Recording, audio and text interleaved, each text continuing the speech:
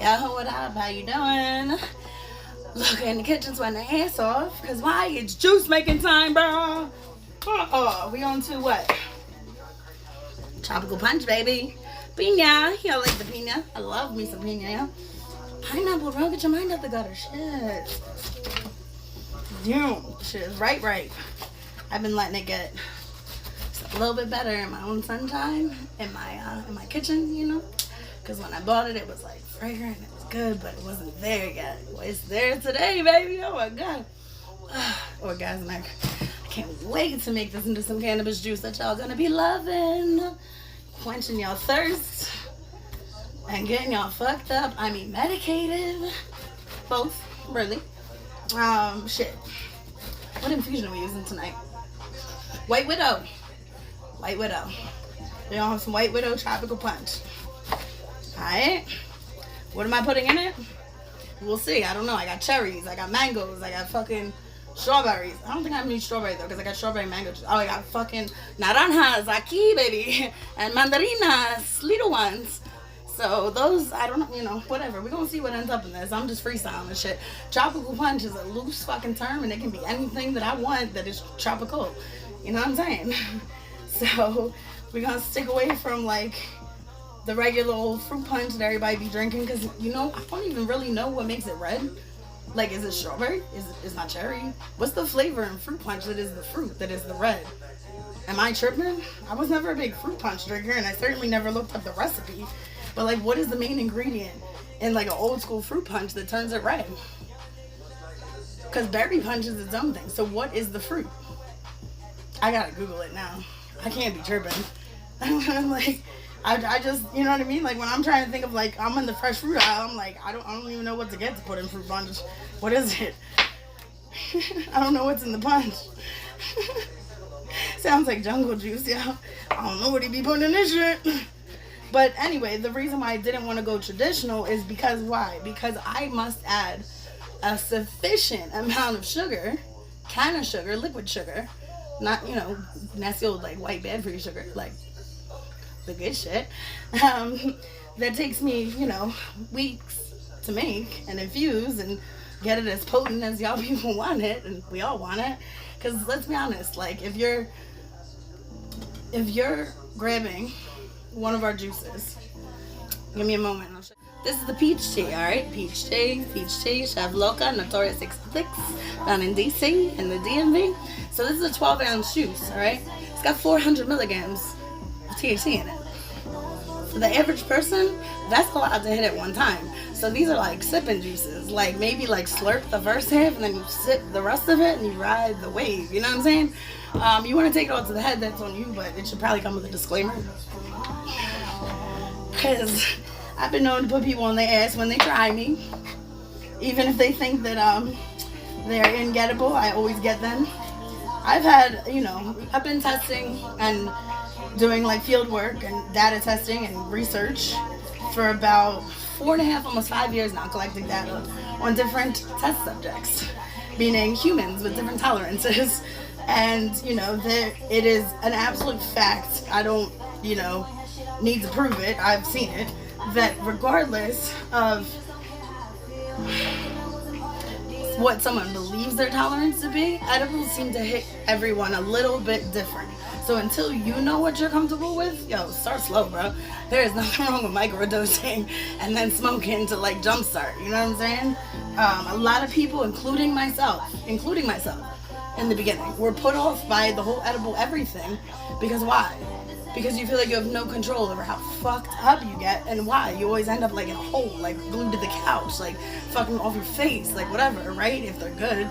If they taste good enough that you can actually finish it, which was my other thing that I absolutely could not fucking begin to understand. Like, why the fuck does this, you know, brownie gotta taste like dirt? You know what I mean? Like, didn't they put chocolate in it? Well, I came to find out that when we first, you know, entered the cannabis industry, regular people edibles consisted of box brownies, which is very peculiar to me, and let me tell you why.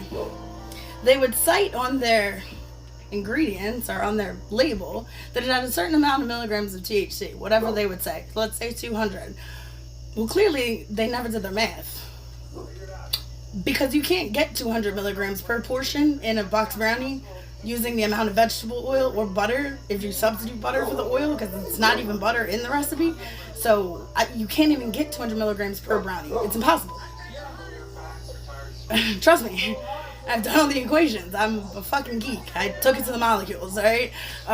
It's not possible. I did freestyle and design very fatty and then balanced brownie recipes that are very, very, they're dense. There's no such thing as an airy brownie that's like gonna be potent. Because why? Because you're using the fat to get you high. So a low fat airy cake brownie that you're getting out of the box, like a one, not one that's like grandma's like hood shit, you know, like dense and fucking good.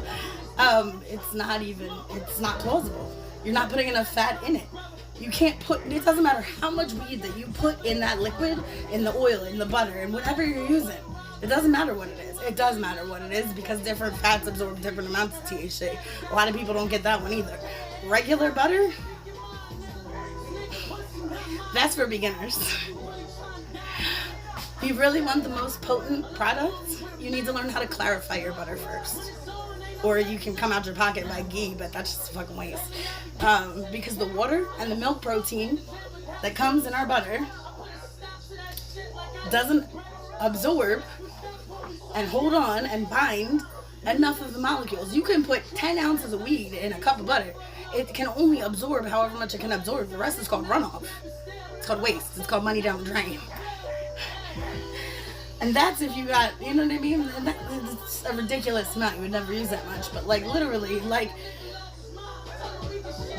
you know, I had a bad taste in my mouth about it. It was in the beginning too. But a wise man once told me, well, chef, it's about time then, huh? I said, time for what? He said, change the game. I said, how? My shit, I wasn't following him. It was after a long night. We were smoking some bomb-ass indica. I don't know what it was, but I was like, ooh. And he's like, with your hands, my homie. And I was like, I like looked at him, like on the balcony. I'm like looking at him like, these hands? Like all in my head. I'm like, what am I going to do with these hands? Meanwhile, I like absolutely am flaking on the fact that I've been studying food science my entire life, and cooking with weed is not that much different than cooking with any other herb that is out there. There is one step that makes it all matter, and if you don't know what it is, I ain't telling you bitches, do your research. This is definitely going in the tropical punch. It is so ripe right now. It tastes delicious. And then regular mangoes. Well, not regular. These are Mexican mangoes. The ones that everybody's used to.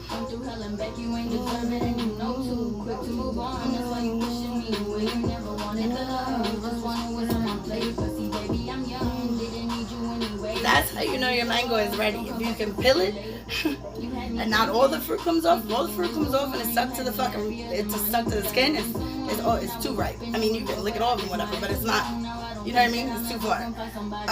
But if you have to use a peeler, it's rock hard. It's not ready yet. It's not ripe. I never knew that before. I remember peeling mangoes with peelers when I was first starting. When like, how come she can just do it so easy and I can't get it to come off? Oh, because I'm picking the rock hard fucking mangoes out the crate. She's cherry picking all the good ones.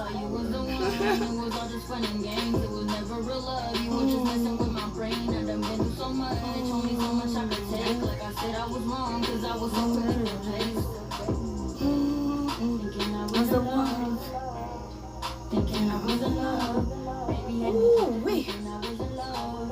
This shit is juicy. The juice is running between my fingers. God damn, that's what he said. At least after he was with me. Oh, shit.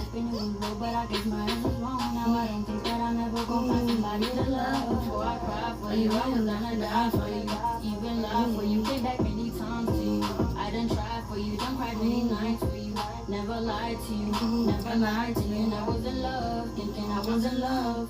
Baby had me end up thinking I was in love. Hoping it was real, but I guess my ass was wrong. Now I don't think that I'm ever gonna find somebody to love. See? Delicious. Mm-hmm.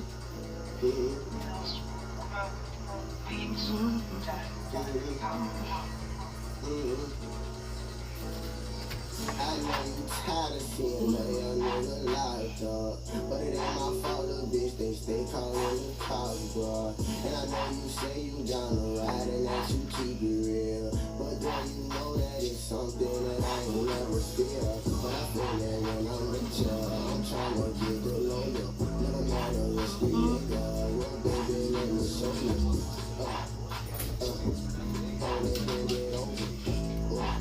She obedient, she do what I told her. Blue, get this? This is fucking evolution right here. Fuck, I'm picking cherries for y'all bitches. I mean, I would have bought, if I was doing a whole fucking cherry juice, I would have just got the, you know, fresh frozen ones. I'm not gonna lie, you know what I mean? Because they're in season longer, they're all year round, whatever.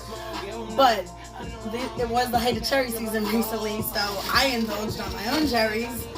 And then realized that a little bit of cherry in my tropical punch might just be the fucking thing I'm missing.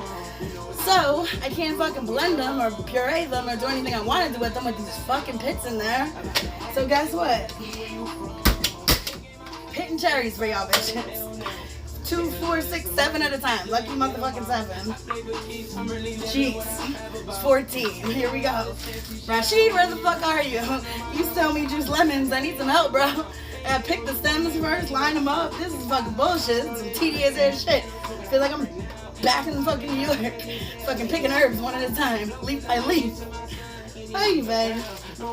Not that it takes that long, but I'm just saying it is fucking tedious.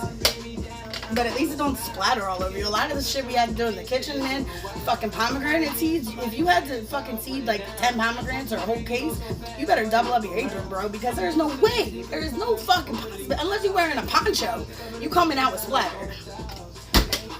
Especially doing it with the back of a coon spoon. 21. Only, you know, however many more pounds to go. Sheesh. Excuse me. Is that sky ain't blue no more? That's why his is 200 miles